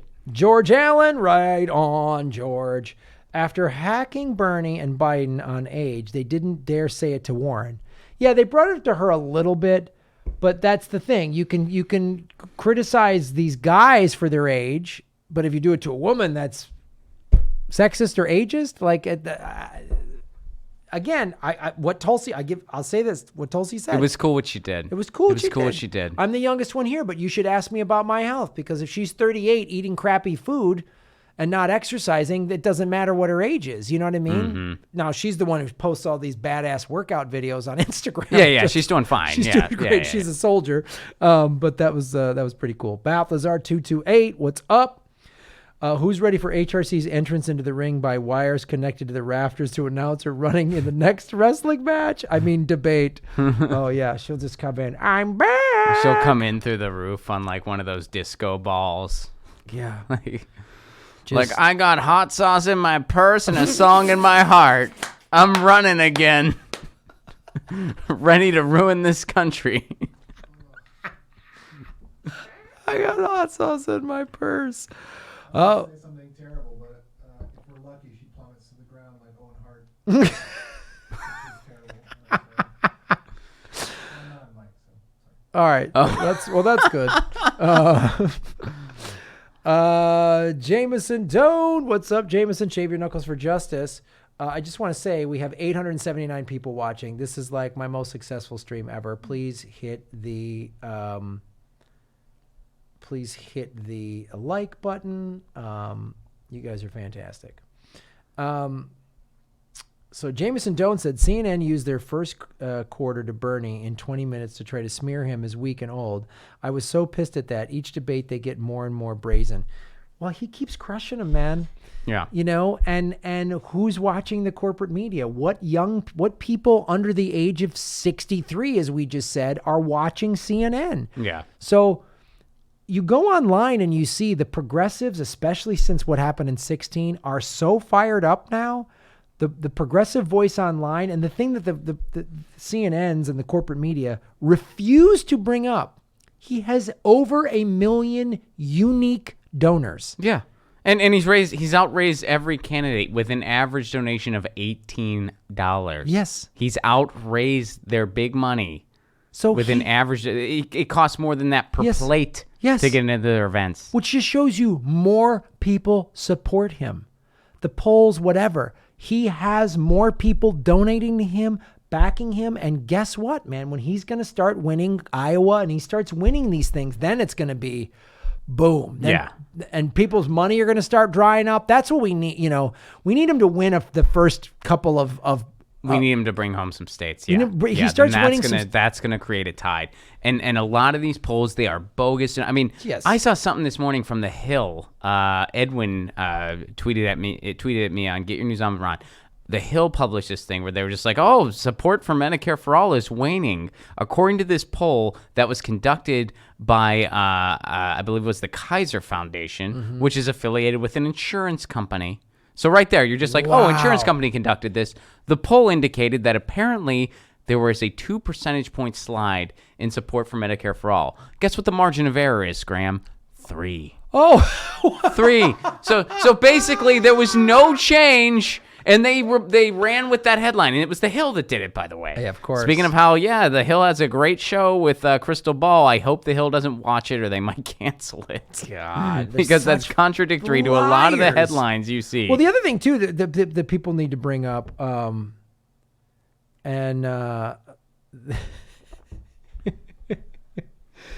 is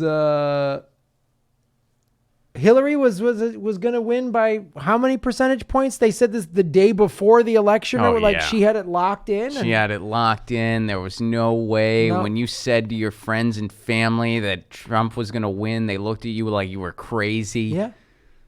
Yep. Oh, here's one from the Jimmy Dore Show. Jimmy, what's up, buddy? Shave your knuckles for justice, buddy. Why don't you guys jag off and scream Louis C.K.?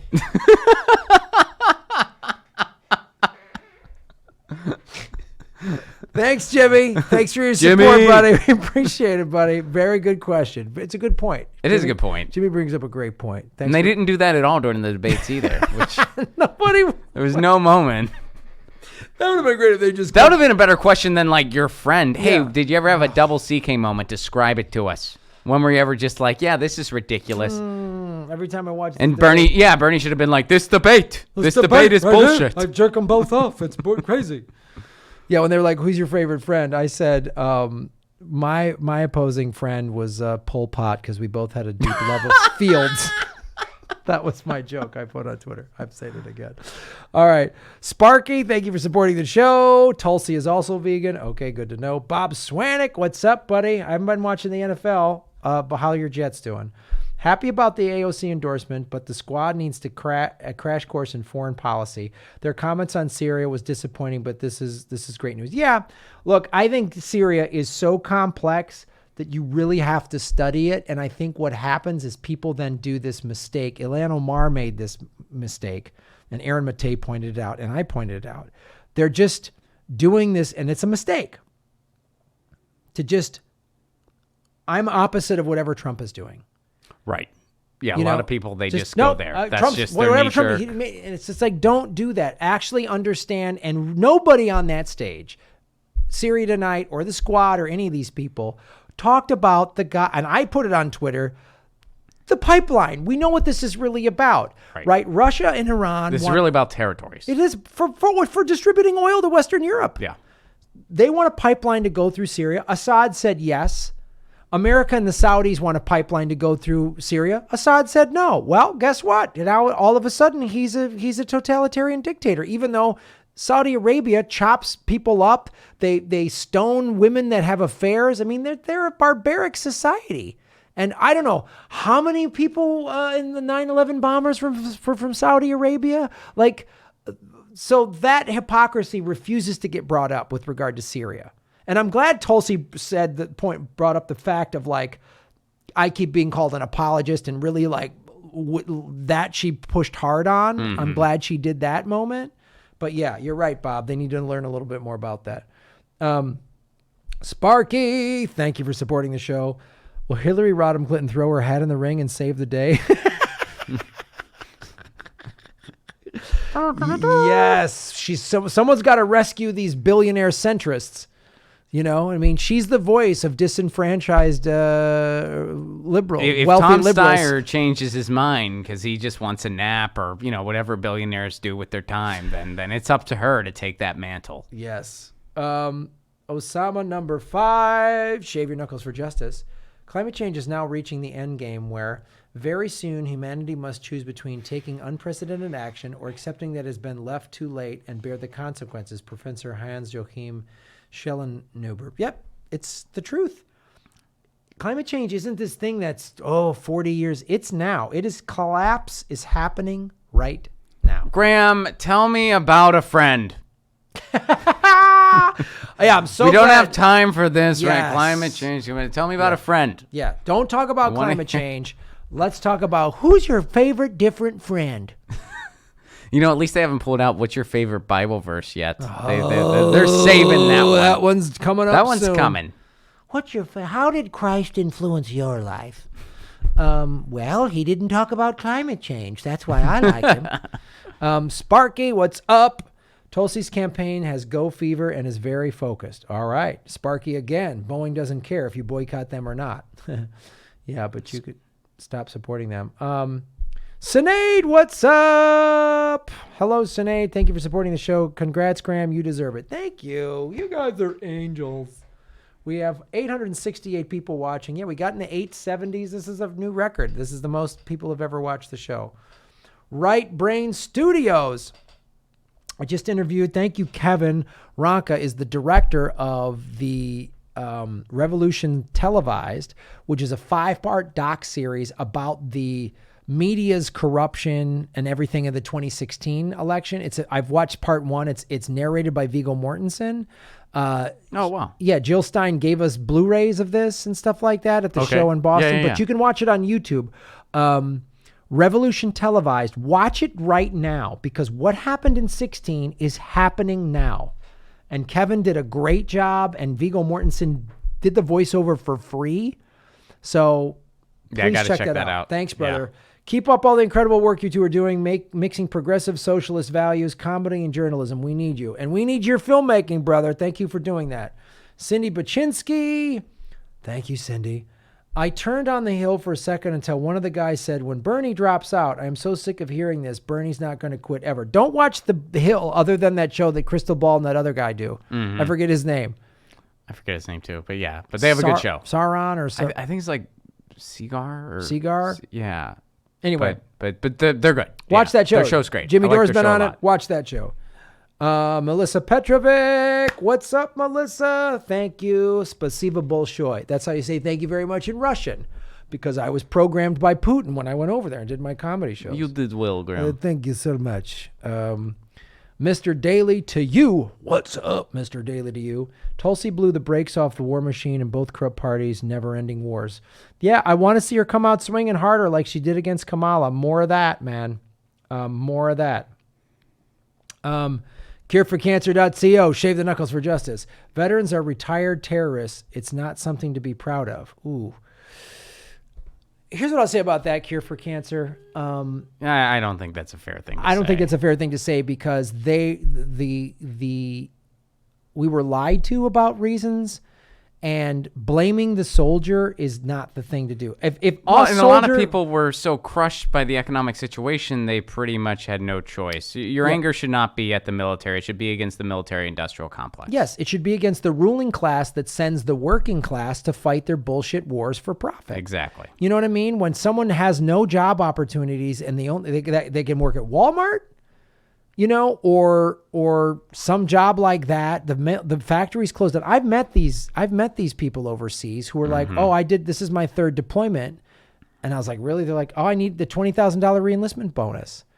Right? Yeah. So you can't afford to go to college. There's one place that pays for that, and that's the military. Yeah, a lot of people, it's their only job option. Don't blame the in a lot veterans, of- man. Yeah, it's if not.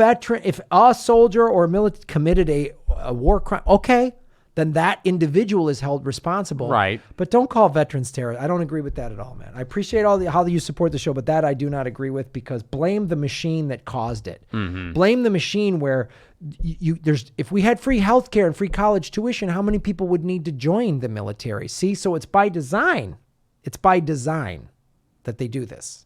So the day the ruling classes kids, the day Ivanka Trump and Chelsea Clinton have to join the Marine Corps and go fight in some bullshit war overseas is the day wars that's end. when our wars end. That's yeah. when wars end. Sparky, Bernie ran a 4:36 mile in high school. Right on. That's Boom. pretty good. Ray Foley, thank you so much for supporting the show, Ray.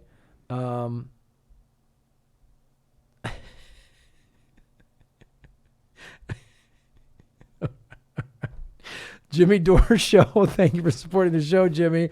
I'm serious. I want to see you take your out and wink at the camera. It's how I get off. If you ask me about it, I will deny it because I'm embarrassed about it. Louis C.K. right, Jimmy. I mean, you paid for super chat. I can't deny a fan. You gave in $10. It's $10 real dollars. I can't say no. Let's go to the wide shot. I'm gonna crank this out here. Whack it off for justice. Peace whack. Gross. Jimmy Dore Show again. Why won't you read my super chats? Trucker clock.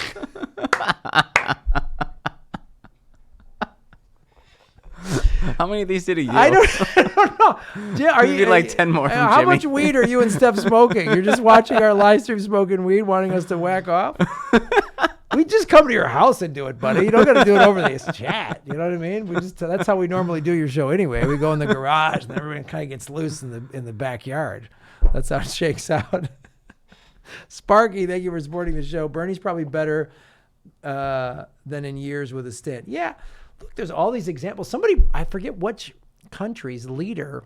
Somebody described it as an oil change. Yeah. It's like an oil change for a person. Yeah. And there was some, I forget which country, but somebody put this on Twitter. Heart attack, stint, and then they led the country for like 8 or 10 years or something like that. Mm-hmm. Where was that? Nicaragua? Something like that. I can't remember. Anyway. George Allen, shave the knuckles for justice. Did anyone want to listen to Klobuchar? No. She sounds like she's going to cry, and then she's a Republican. I don't want to listen to a crying Republican. Yeah, horrible policies. You can add tears to them. They're still horrible. They don't get better. Yeah. Republican policies don't get better with tears. That should be her campaign slogan. Yeah. I want to be a Republican. My mom. Yeah. Oh, God. I can't listen. No more personal stories Shut up. unless you're asked about it. No. No one gives a shit what you guys saw in Nevada. No one cares. Nobody cares. You know what? My grandfather was a butcher, Ron. Is that why I'm a vegetarian? We all had grandparents. Yeah. We all were immigrants because it's America. We all had people. Guess what? 60, 70 years ago, everybody had more working class jobs. We all have this story. I don't want to shut up. Yeah. It doesn't matter. Does it matter what my grandfather Cecil was a butcher? Let me tell you how I grew up. Just stop. No one cares. Yeah, I went to public school. I'm middle class. So what? What am I going to do today as president? How am I going to make your life? Are my policies going to make it better? Does it matter? My grandfather was a shoe factory man. Yeah, we had moderators there as soon as they went into that. Be like, that wasn't the question. That's not the question. Nobody cares about what your uncle did. We don't care about your grandfather I at all. remember being a little my mother. She worked inside of a home. God. Annabelle Corley. Shaving Knuckles for Justice. We will see you in Melbourne Down Under. Guys, yes. November 14th, Melbourne, 15th, Adelaide, 17th, Sydney, 22nd, Perth. Ron Placone and I, Progressive Comedy Tour. Come see us Down Under. Go to grahamelwood.com or ronplacone.com. Get your tickets. Don't wait. Annabelle said, Warren as president is light beer. It looks like beer, but tastes like dishwashing water.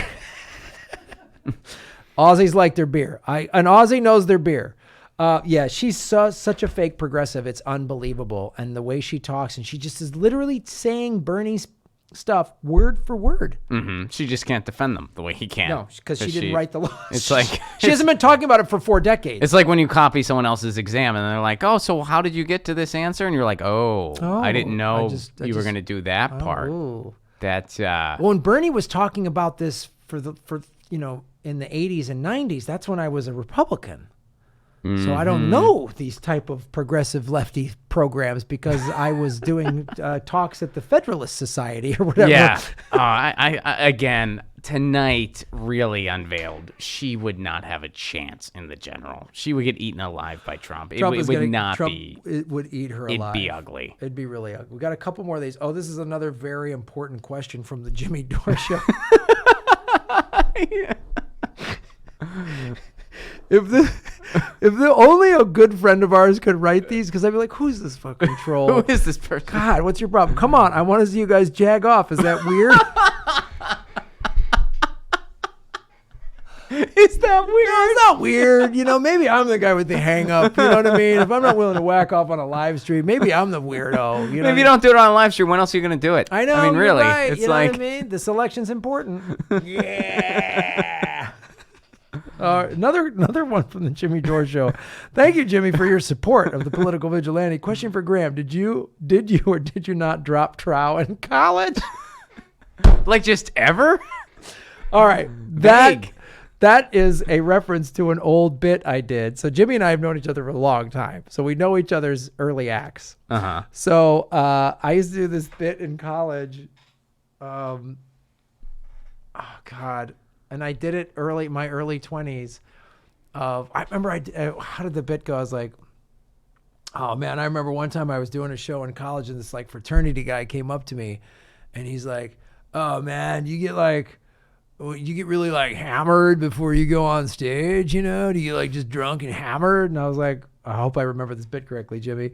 And I was like, no, I don't really drink before I go on stage. I like to say I'm clear-headed. Oh, man, if I was a comedian, I'd just get all fucking hammered, man. Just fucking go on stage. It's like, woo, just fucking drop trowel. That was the bit that Jimmy is just forcing me to do.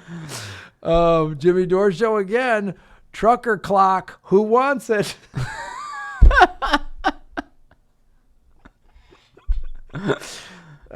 Jimmy, I don't think you should be smoking weed watching live streams of your buddies. I really think this is Trucker clock. to see him. Like, I imagine, Jimmy, either you and Steph are both doing this, or you're just like in your underwear with a bong and like a glass of scotch or something like that. Brownie's chilling. It's like, wait, I got another one. I'm Brownie. Steph, come here. I'm going to make Graham do his drop trout bit. Kate, thank you so much for supporting the show. Missed the debate. Best part? Probably Jimmy asking us to jag off. Jimmy's questions. That was the coolest part. Best part of the debate. That was the best part. No, man, doing this with you is actually... This is fun. This is so fun, dude. We're about to wrap it up. This is so fun because 868 people watching. Please hit the like button. And get your tickets if we're coming to a city near you, which we have some 2020 dates out too. Yes. Well, first of all, December 14th, yes, we'll be at the Sycamore Tavern doing Go to the Wide Shot. Sycamore Tavern, December 14th, Progressive Comedy Tour, first ever one in Los Angeles. Because we're getting ready. We're getting ready. And we'll be at the Ventura Harbor Comedy Club the night before. Yes. Yeah, Ventura so Southern Harbor. California. We're workshopping for you. Boom. We're bringing a lot of action. And then in 2020, we have what cities? So we have Tucson, Arizona. Tickets are available now. February 8th is that show. February 29th, San Francisco, California. Confirmed. Tickets available. March 12th, Orlando, Florida. April 24th, Seattle, Washington. And April 25th, Portland, Oregon. We're going to be having some more dates around those areas, but that's what is confirmed right now. Right. So other towns in Florida, hold tight. We're going to be coming. Tampa, we're coming. I think there's the Tucson show is the day before a Jimmy Dore show in Tempe. Yep. So check that out if you want to see us do Jimmy Dore show in Tempe. And then like San Francisco, we're finding a venue in Sacramento like the night before. We're looking for Sacramento. So and we'll get all that stuff done. So and I think we might add Lake Havasu. So but those dates are confirmed. Go to ronplacone.com or grandmo.com.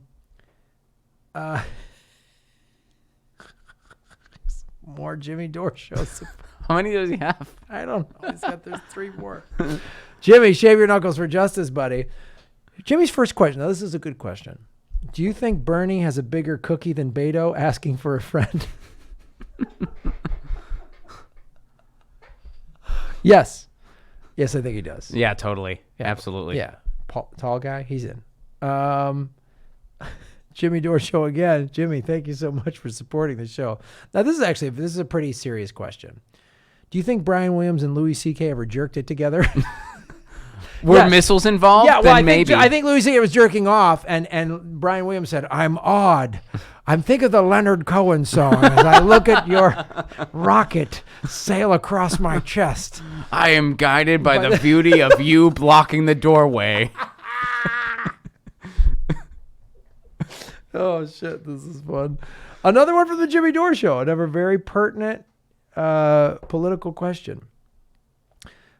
Have you ever thought about Brian Williams while jagging it? Serious question. Even for a second? God, it's like... Him, no. His suits, yes. Yeah. When I think about him lying about being in a helicopter being shot at in Iraq, that's when I'm like, oh, yeah. You fake war hero. Yeah, that really gets It's the kind of misdirection I can get into. It's my thing. Oh, playing off the backs of soldiers. Yeah, good for you. Great questions, Jimmy. Really fantastic questions. You guys are so fantastic. Jimmy is pansexual now. Somebody just wrote. This is so great. Oh, yeah. Corey Brooker claims to be vegan, yet sounds like he's swallowing a hog. You guys, thank you so much. This was This was so fun. And thank you to all the super chatters. This is great. This is our biggest viewership ever. And 868 people. Hit the like button. So next week, October 22nd, I'm doing the Political Vigilante Game Show live. And I think, I haven't confirmed from him yet because he might be too busy doing... He's super chatting. Super chatting. Talking. He's asking more questions. He might be wanting me to whack off more on the super chat. But it might be Jimmy and Steph again on the Political Vigilante Game Show, October 22nd. I'll get a confirmation on that. We did that live. It was super fun. We asked questions, and it's a blast. And, of course, go check out Ron and I on the road. YouTube.com/Ron Placone. Please do subscribe to my channel. Follow me on Twitter @Ron Placone. Is that another one from Jimmy? We got another one from Jimmy. Jimmy Dore, you're making Gotham great again. Do you agree with Jimmy that the JJ Juice cleanses you and makes you moral? What the fuck? We should get a moderator for this show. We really should get a moderator for this show. Next time. Oh, God. What if he's just in the next room? Yeah, right? He was here all along. I wanted to watch you He's guys. in the next room, like, eating cereal. Like, got you guys. All right, Jimmy, you lunatic. Thank you, everybody, for watching and tuning in. I will do this. I've done this live after every debate, and I'm going to be doing more of these live things and stuff like this in this studio with guests and stuff like that. So I will be in the studio more because it's so much fun to do. I love doing the stuff in my apartment, but I get a little crazy just yelling into a camera all alone. I feel you. Yeah, I do that in my apartment. Yeah. You get a little nutty. Yeah. One more question from Jimmy Dore. Does your moderator jag it with Brian Williams? That will be a prereq, yes. Yeah. If you want to be my moderator, you have to jag off to Brian Williams or with him. I'm not... Either you have to think about him while you're doing or along with him. One of the two. Yeah. Not trying to be over particular here. So send me your LinkedIn profile. I'm going to get the fuck out of here. All right. Thank you to all the super chatters, especially Jimmy Dore with his very poignant political questions. He really added to the debate tonight. I think we covered some good ground. We did. This is what America needs to talk about. Jagging it with Brian Williams and Louis C.K. Yeah, focus on the issues. This is a policy-based campaign. Don't fall into the identity politics of not jagging off to Brian Williams. Mm-hmm. Thank you, Aaron Brungard, and everybody over here at the All Things Comedy World Headquarters. Ron, thank you so much for doing this. Thanks for having me, man. Join us on the road, and, remember to always jag it to Brian Williams. Thank you. Theme for tonight. Thank you, everybody. You're making my show so successful, and I appreciate it. Like, share, subscribe. They've been throttling my subscriber numbers. It actually just jumped up a little bit because a lot of you are paying attention and making sure that you subscribe, even though they're unsubscribing people. Hit the bell notification button. I go live every Sunday at 3 p.m. Pacific. And like I said, we'll also be doing Political Vigilante Game Show live next Tuesday, the 22nd at 7 p.m. Pacific, with some special jag-off guests. And catch Ron and I on the road for the Progressive Comedy Tour. Thank you so much. Shave your knuckles for justice. And remember, you're all making Gotham great again.